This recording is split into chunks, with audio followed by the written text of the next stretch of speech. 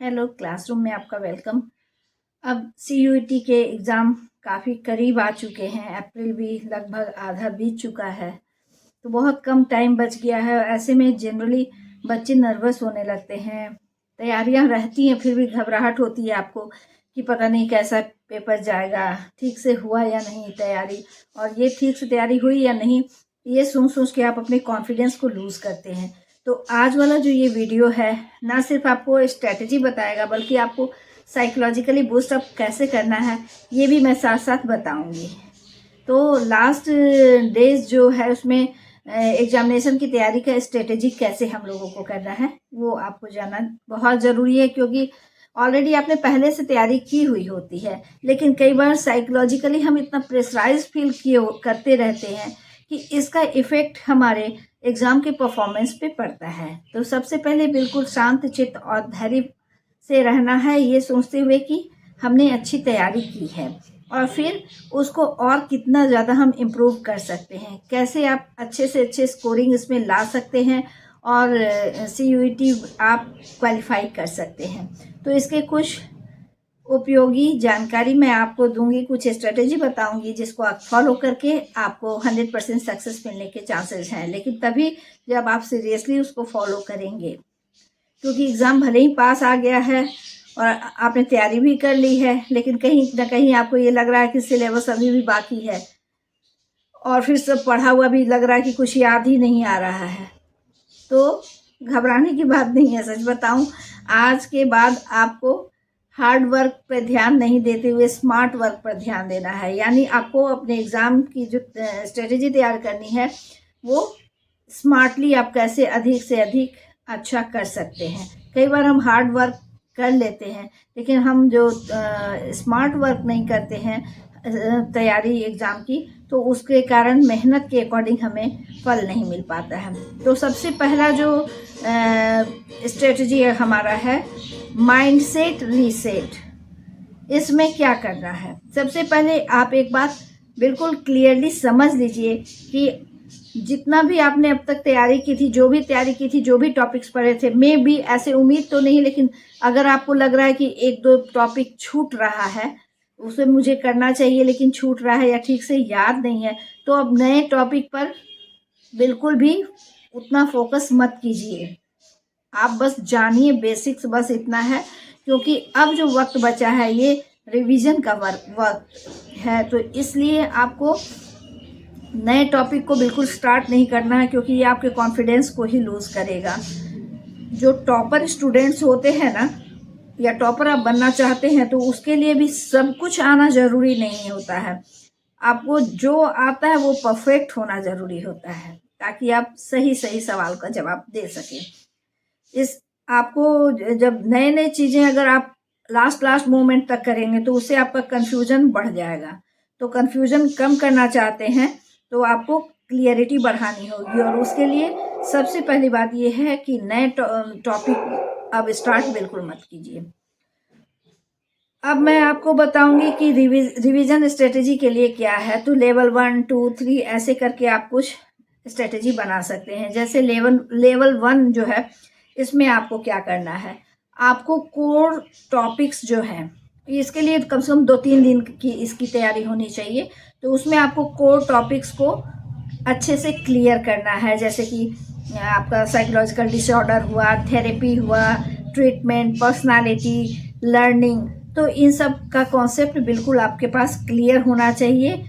NCERT जो भी आपने पढ़ाई तैयारी की है, एनसीईआरटी तो मस्ट है। तो एनसीईआरटी के जो हेडिंग्स हैं प्लस कीवर्ड्स, उसको रिवीजन करना बहुत ज़रूरी है। कहीं एक जगह वो आप लिख के उसको पहले से रखे हो तो बहुत अच्छी बात है, नहीं तो ये भी अभी कुछ टाइम है, आप ऐसा कर सकते हैं।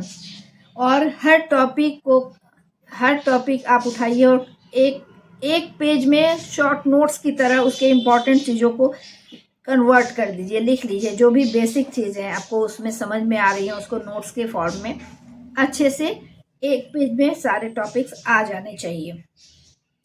लेवल 2, ये आप इसमें भी 2-3 दिन तो आपका पक्का लग जाएगा अच्छे से अगर आप करते हो। इसमें आपको एमसीक्यू में मास्टरी करनी है।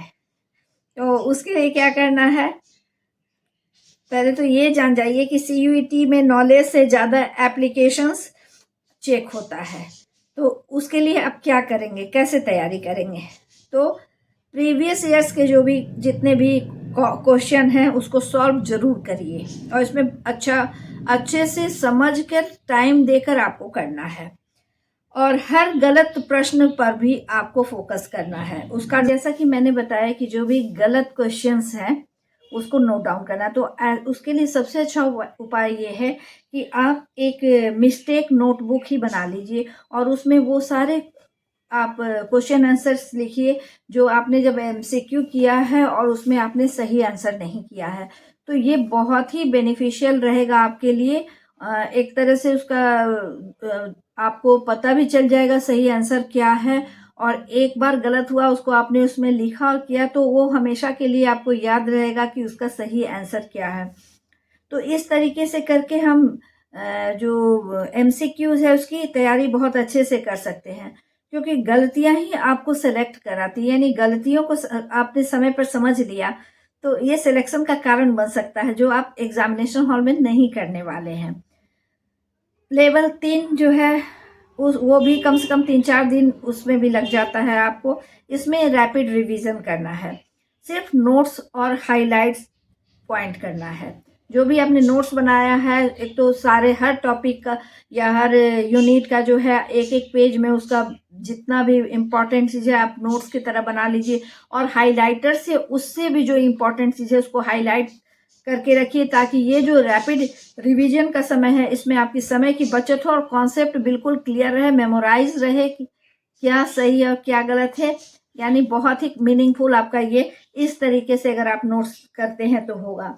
इसके अलावा आपको नोट्स को हाईलाइट तो कर ही दिया, जो डेफिनेशन और साइकोलॉजिस्ट का नाम है उसका भी रिवीजन बहुत ज़रूरी है। तो जो भी आप थ्योरी पढ़ रहे हैं, पर्सनैलिटी पढ़ रहे हैं, जो भी चीज़ें पढ़ रहे हैं उससे रिलेटेड जो साइकोलॉजिस्ट हैं उनके विषय में कब उन्होंने किया था, ईयर याद होना चाहिए, उनका नाम याद होना चाहिए और उनका जो योगदान है।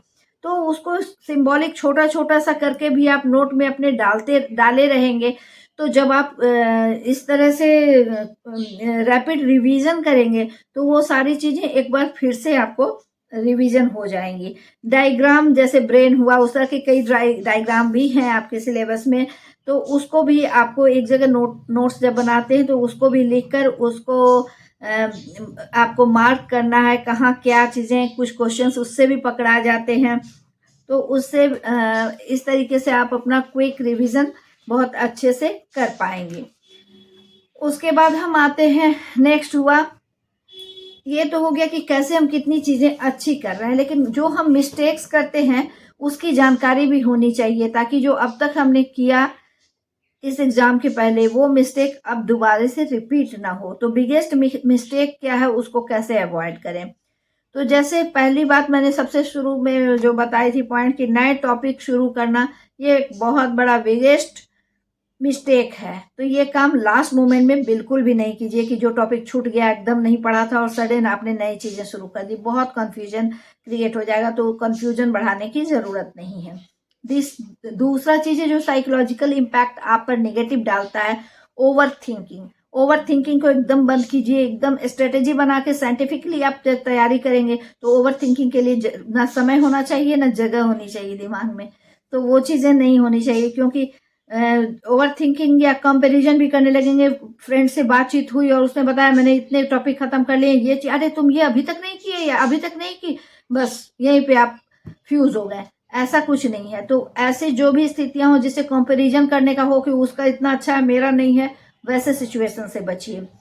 और तीसरा मोस्ट इम्पॉर्टेंट थिंग जो आज के बच्चे बिल्कुल इग्नोर कर देते हैं और बात को कभी सीरियसली नहीं लेते, ना पेरेंट की बात सुनते हैं, ना टीचर्स की, ना हम लोगों की, लेकिन वो बहुत ज़रूरी है, वो है लेट नाइट बर्न आउट से बचना। आप 2 दिन बाद एग्ज़ाम है और पूरी रात जाग के आप पढ़ रहे हैं, आपके ब्रेन को जब तक रिलैक्स नहीं कीजिएगा तो आपके अंदर प्रॉब्लम्स आ सकती है। एग्जामिनेशन हॉल में आपको मेमोरी प्रॉब्लम हो सकती है, आप कंफ्यूज हो सकते हैं और आप मेंटली अनस्टेबल कुछ क्षण के लिए हो जाएंगे, जिससे अच्छी तैयारी होने के बावजूद भी आप सही परफॉर्म नहीं कर पाएंगे। तो ये चीज़ें बिल्कुल आपको मिस्टेक नहीं करनी है, क्योंकि ये वक्त रेस का नहीं है, ये वक्त स्टेबिलिटी का है। तो मेंटली स्टेबल रहना बहुत ज़रूरी है ऐसे में। चौथा काम क्या है, 1 डे बिफोर एग्जाम स्ट्रेटेजी। अब बहुत टाइम कम हो गया, बस एक दिन बचा हुआ है। इसमें भी अच्छे अच्छे स्टूडेंट्स नर्वस हो जाते हैं अच्छी तैयारी के बावजूद, गलत स्ट्रेटेजी के कारण। तो इसमें इस वक्त आपको क्या करना है, सिर्फ लाइट रिवीजन करना है। सब आपको पता, बस ऐसे ही हल्के में देखना, बहुत सीरियसली नहीं लेना कि जो जो मैंने कहा था ना शुरू में कि एक पेज में सारी चीज़ें, वो आपके पास ऑलरेडी कलेक्ट हैं और आपने ऑलरेडी रिवीजन कर चुका है। बस उसको इसी तरह देखना है, बहुत लाइट वे में। कोई नया क्वेश्चन पेपर नहीं सॉल्व करना है, जो पहले से आपने बार बार लगातार किया है उसको कीजिए। उससे आपकी क्लियरिटी भी ठीक होगी और कॉन्फिडेंस भी बढ़ेगा। और फिर मैं वही बात कर रही हूँ, स्लीप को बिल्कुल इग्नोर नहीं कीजिए। स्लीप मिनिमम आपका 6 to 7 आवर होना ही चाहिए। नींद पूरी होगी तो सब कुछ सही होगा। तो नींद को मारकर पढ़ाई बिल्कुल उचित नहीं है। और जब एक दिन बचा है तो बिल्कुल रिलैक्स रहिए, एकदम कि लगे ही नहीं कि कल एग्ज़ाम है। जब एग्जामिनेशन हॉल में जाएंगे सब कुछ अच्छे से याद हो जाएगा, क्योंकि आपने पूरी तैयारी शुरू से की है, तो ये नौबत नहीं आएगी। उसके अलावा अपने आप को सेल्फ अफर्मेशन बहुत ज़रूरी है, क्योंकि डीमोटिवेट होने लगते हैं अच्छी तैयारी के बावजूद। तो आपको अपने आप को बोलना है, समझाना है, मैं एग्ज़ाम के लिए बिल्कुल प्रिपेयर्ड हूँ और मैं अपना बेस्ट दूंगा या मैं अपना बेस्ट दूंगी। मैंने सब कुछ अच्छे से क्लियरली समझ लिया है। इस तरीके से अपने आप को आपको समझाना होगा। और जब ये हो गया, अब एग्ज़ाम का दिन आ गया, आप एग्जामिनेशन हॉल में चले गए हैं, ये भी सिचुएशन कई बार बहुत स्ट्रेसफुल होता है। हम लोगों ने भी स्टूडेंट लाइफ में इस चीज़ को फेस किया है और सब बच्चों को करना पड़ता है। बहुत कम परसेंटेज ऐसे बच्चों का है कि एग्जामिनेशन हॉल जाने के बाद भी उनके अंदर एंजाइटी ना हो, नॉर्मली हो ही जाती है। तो ऐसे में अपने आप को कैसे मेंटली प्रिपेयर करना है, कैसे जिसका असर आपके एग्ज़ाम के परफॉर्मेंस पर निगेटिव ना पड़े। तो सबसे पहले जब आपके पास क्वेश्चन पेपर आता है, बहुत पेपर आने के पहले ही आराम से डीप ब्रेथ लेते रहें, नहीं बहुत ज़्यादा, 5 to 0 मन ही मन काउंट करके डीप ब्रेथ लेते रहें, तो आपको कुछ शांति और सुकून होगा। उसके बाद आपको जो क्वेश्चन पेपर मिले, तो सबसे पहले जितने इजी क्वेश्चन के आंसर हैं जिसमें आप 100% श्योर हैं कि यही सही आंसर है, एकदम कॉन्फिडेंट हैं, पहले फटाफट उसको सॉल्व करना है। और उसको आपको 100% उसमें कोई टाइम लगने वाली बात नहीं, आपको अच्छी तरह पता है। बहुत सारे क्वेश्चन ऐसे होंगे जो बिल्कुल आप कॉन्फिडेंटली जान रहे हैं कि इसका आंसर ये है। तो फर्स्ट अटेम्प्ट में एक लाइन से वो जितने उस तरह के क्वेश्चन हैं आप कर लीजिए। तो आप देखेंगे कि कुछ उसमें ऐसे भी क्वेश्चंस हैं कि आपको थोड़ी सी कंफ्यूजन हो रही है कि बी सही है या सी सही है, तो अभी उस पर दिमाग नहीं लड़ाना है। अभी जिसमें 100% श्योर हो उसको कीजिए। फिर टाइम मैनेज करना बहुत ज़रूरी है, क्योंकि उसी में शुरू में अटके रह जाएंगे, टाइम चला जाएगा और बाद में आपको आता हुआ क्वेश्चन का आंसर आप नहीं लिख पाएंगे, क्योंकि आपके पास वक्त ही नहीं है। तो ये गलती बिल्कुल भी नहीं होनी चाहिए। तो आप अपने टाइम को अच्छे से मैनेज कर लीजिए। और उसके बाद वो जब सब हो जाए, तब डाउट वाले क्वेश्चन जो आप उसको जो नहीं हो, आपने नहीं किया, बस हल्का सा उसको मार्क करते जाइए पेंसिल से। तो जब सारा चीज़ कॉन्फिडेंस वाला हो जाएगा, फिर मार्क वाला है, फिर उसमें टाइम लगाइए और आप देखेंगे कि आप शुरू में जो आपने सही आंसर दिया, जिसके बारे में आप बिल्कुल कॉन्फिडेंट थे, तो जो चीज़ें उस वक्त आपको समझ में नहीं आ रही थी, अरे इसका आंसर क्या होगा, वो अपने आप दिमाग में खुलने लगेगा। क्योंकि ब्रेन का ऐसा है, हम लोग जो मेमोराइज करते हैं तत्काल, अचानक से कोई पूछेगा तो नहीं याद होगा, लेकिन उसी फ्लो में चलते जाएंगे तो एक पॉइंट याद हुआ तो उससे जुड़ा दूसरा तीसरा, या जो हम लोगों ने याद किया था, तो धीरे धीरे याद आने लगती है और आप फिर सही लिख पाएंगे। तो इस तरीके से आप बहुत अपने आप को या अपनी एंग्जाइटी को इस तरीके से दूर कर सकते हैं। आपको हमेशा ये याद रखना होगा कि कॉन्फिडेंस का मतलब सब आना नहीं होता है। ये गलत कन्फ्यूज़न है कि जो कॉन्फिडेंट है उसको 100% आ रहा है, ऐसा नहीं होता है। बल्कि कॉन्फिडेंस का मतलब होता है जो आता है उसको बहुत क्लियरली प्रेजेंट करना, सही तरीके से। याद रखिए, आपकी मेहनत कभी भी बर्बाद नहीं होगी, वेस्ट नहीं जाएगी। अगर आपने ऑनेस्टली प्रिपेयर किया है, लगातार लंबे समय से मेहनत किया है, तो रिजल्ट भी आपका पॉजिटिव ही होगा। तभी गड़बड़ होगी जब आप घबराहट में कुछ गलत निर्णय ले लेंगे। तो घबराहट की स्थिति ना आए इसलिए मैंने आपको बहुत सारे उपाय बताए हैं, और अगर आप इस तरीके से स्ट्रेटेजी बनाएंगे तो वो घबराहट वाली स्थितियां बिल्कुल भी नहीं आएंगी। सीयूटी के लिए आपका बिगेस्ट फियर क्या होता है?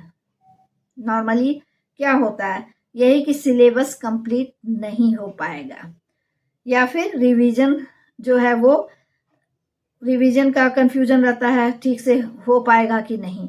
लेकिन शुरुआती तौर से आपने पढ़ा है और इस तरीके से आप उसको स्ट्रेटेजी बना के करेंगे तो आपका सिलेबस भी कंप्लीट, कोई बहुत वास्ट सिलेबस नहीं है, जो है उसको समझ के आपने कर ही लिया होगा। दिमाग में एक गलत धारणा बैठ जाती है कि नहीं हो पा रहा, नहीं कर पा रहे हैं, और लगातार जो कहा जाता है करत करत अभ्यास के जड़मती होत सुजान, रसरी आवत जात ते सिल पर परत निशान। इसका मतलब है कि पत्थर जैसे सख्त चीज पे अगर रोज प्रतिदिन रस्सी चाहती है तो पत्थर जैसे सख्त चीज को रस्सी जैसी कमजोर चीज उसमें निशान छोड़ जाती है।